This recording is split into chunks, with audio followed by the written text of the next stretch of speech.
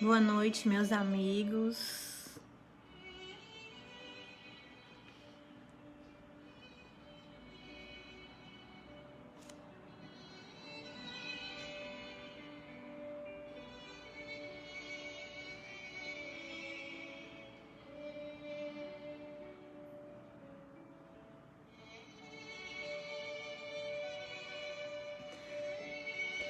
Boa noite a todos.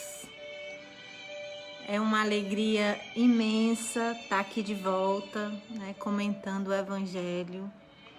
Eu espero que todos vocês estejam bem, Espero encontrar todo mundo bem, com saúde. Boa noite, Lu. Boa noite, Simone, Sueli, Bárbara. É muita felicidade poder estar aqui com vocês, nessa noite. E hoje eu escolhi um tema, do nosso Evangelho segundo o Espiritismo, que está no capítulo 5 e é o item 18, Instrução dos Espíritos.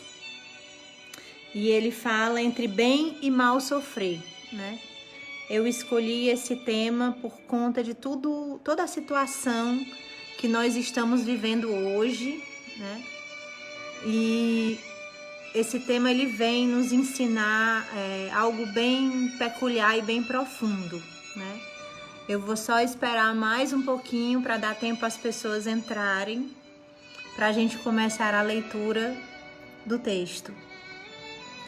Mas quero dizer de novo que é uma imensa felicidade estar aqui com vocês novamente, Então, para quem já está aí online, Instrução dos Espíritos, no capítulo 5 do Evangelho segundo o Espiritismo, item 18, bem e mal sofrer. Então, quando Cristo disse, bem-aventurados os aflitos, que deles é o reino dos céus, não se referia àqueles que sofrem em geral, porque todos aqueles que estão nesse mundo sofrem, estejam sob o trono ou sobre a palha. Mas poucos sofrem bem. Poucos compreendem que somente as provas bem suportadas podem conduzi-los ao reino de Deus. O desencorajamento é uma falta. Deus vos recusa consolações porque vos falta coragem. A prece é um sustentáculo da alma, porém ela não basta. É preciso que esteja apoiada sobre uma fé viva na bondade de Deus.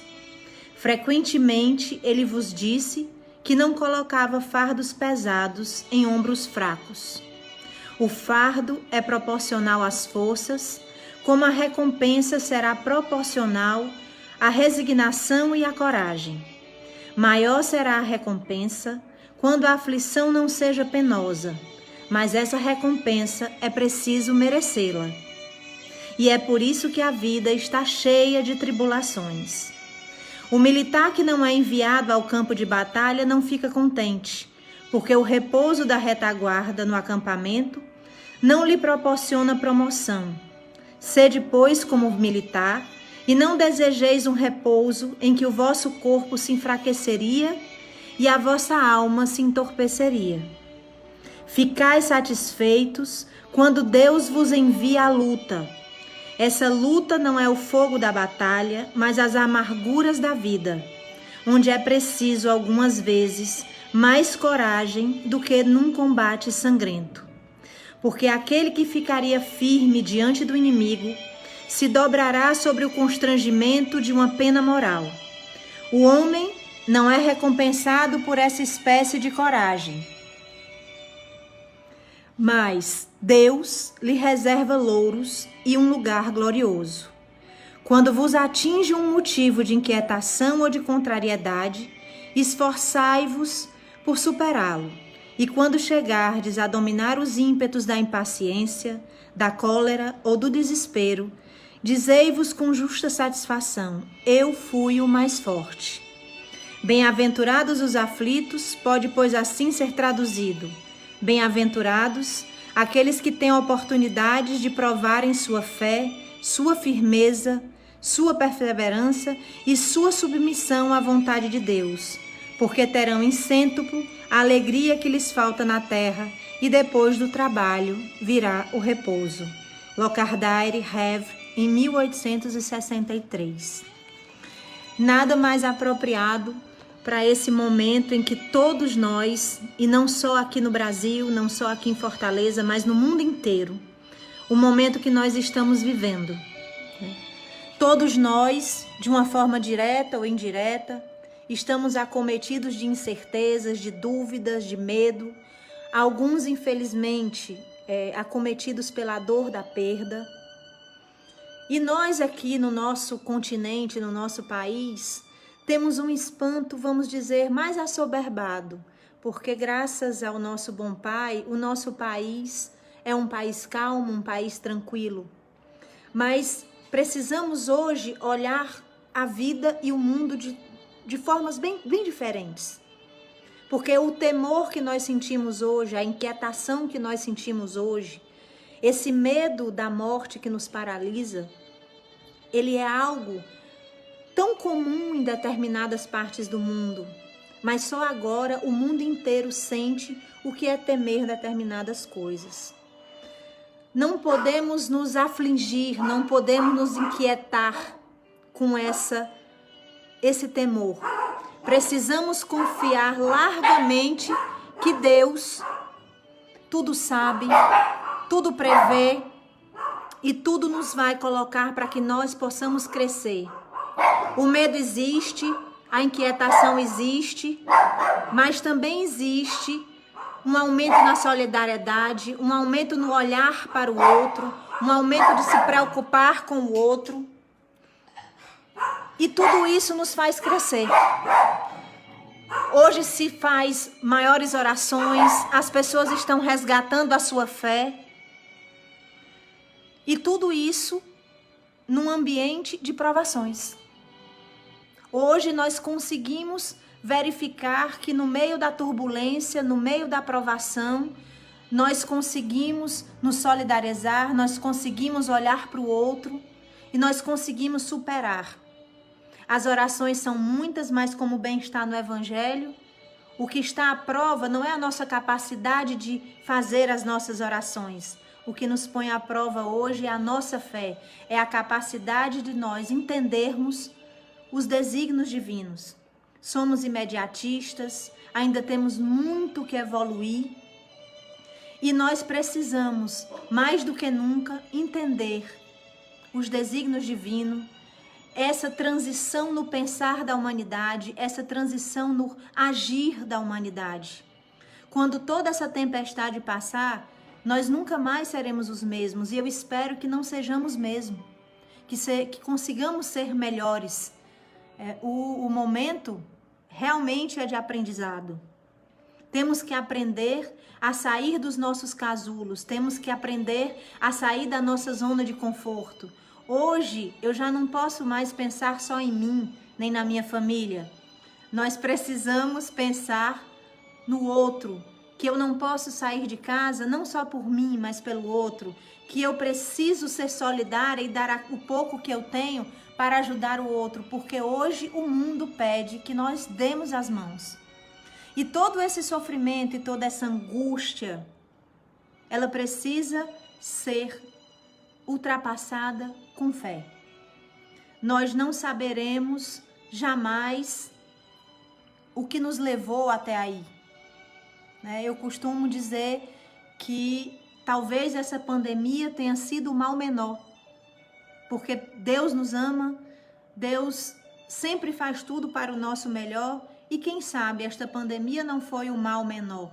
Quem sabe a gente não precisava de toda essa reflexão, de toda esse se ressignificar. A palavra de agora é vamos ressignificar nossas vidas em todos os aspectos, não só no profissional, não só no econômico, mas estamos trancados dentro de casa, mas os nossos filhos estão mais perto, a nossa família está mais unida, nós passamos a prestar mais atenção no que acontece dentro das nossas casas. A gente se preocupa mais com nossos amigos, com a nossa família que está distante. Eu sei que assim como eu, todo mundo de manhã cedo sai procurando se está todo mundo bem. Então, a provação sempre nos levará a uma evolução. E essa evolução, ela tem um alicerce que é a nossa fé. A gente precisa acreditar em Deus. Eu sei que muitos hoje estão aflitos, que podem ter parentes nos hospitais, que podem ter perdido entes queridos. Mas a gente precisa lembrar que quando a gente resolveu encarnar neste mundo de expiações e provas, a gente tinha um compromisso. E essas pessoas partem neste momento de pandemia, num resgate coletivo, com um propósito. Cada partida terá um propósito que a gente precisa ter muita fé para poder entender, para poder superar e para poder continuar. A palavra também é reconstruir. Precisamos reconstruir a nossa fé, precisamos reconstruir os nossos conceitos de convivência, de tolerância, né? A fé nos fortalecerá, a fé afastará o medo, porque Jesus uma vez disse que se nós tivéssemos a fé do tamanho de um grão de mostarda, nós moveríamos montanhas. E as montanhas que nós precisamos remover hoje são as montanhas dos preconceitos, são as montanhas da indiferença. Quantas pessoas não passavam por nós indiferentes? E hoje nós nos pegamos nos importando com elas, com as pessoas que moram na rua, com as pessoas que perderam seus empregos. O mundo se apavora com a doença, mas se regenera com a solidariedade e com a fé. Então, precisamos mais do que nunca ser confiantes de que Deus jamais nos dará um fardo maior do que nós possamos carregar. Ele é benevolente, Ele é justo e Ele nos ama. Então, talvez um dia nós consigamos compreender tudo isso, ou ainda encarnados nesta terra, ou quem sabe quando partirmos para a nossa verdadeira pátria. Mas por ora, precisamos nos fortalecer. A palavra é ressignificar, a palavra é reconstruir. O medo vai paralisar. Todo mundo tem medo. A diferença entre um herói e um covarde é porque o herói tem medo e continua, e o covarde se paralisa. Não podemos deixar a nossa fé se paralisar, não podemos deixar a nossa solidariedade se paralisar. O mundo parou, porque talvez fosse preciso parar, mas o amor ao próximo, a solidariedade ao próximo, a nossa fé e a nossa confiança, ela não pode parar. É hora de recomeçar, é hora de ressignificar, é hora de pegar os alicerces da nossa fé e nos fortalecermos, porque Deus está nos dando a oportunidade de olhar para o outro, de olhar para si próprio. Fomos obrigados a parar para refletirmos sobre tudo aquilo que estávamos fazendo e sobre a forma como nós estávamos vivendo. Vivíamos num mundo em que não se sentava mais à mesa com a família, onde os pais não sabiam mais como os filhos se sentiam. Vivíamos num mundo onde o nível de suicidas aumentava em números assustadores. E agora nós estamos tendo a oportunidade de parar. Corremos demais, corremos além da conta e agora temos que parar, talvez para esperar a nossa alma se incorporar novamente à bondade do Senhor, aos ensinamentos do Cristo. Eu espero que todos vocês consigam fortalecer a fé, fortalecer os laços, aumentar o amor que existe em cada um de nós. Temos uma centelha divina e essa centelha divina é que nos faz brilhar e nos ser diferentes.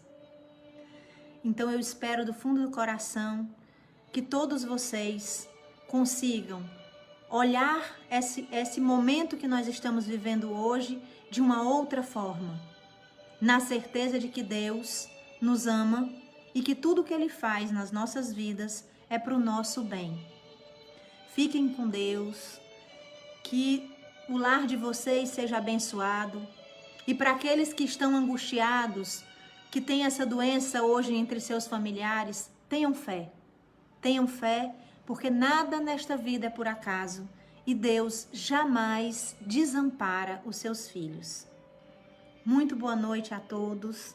Que a paz do Senhor fique com todos vocês. Que Deus os abençoe. Paz e bem.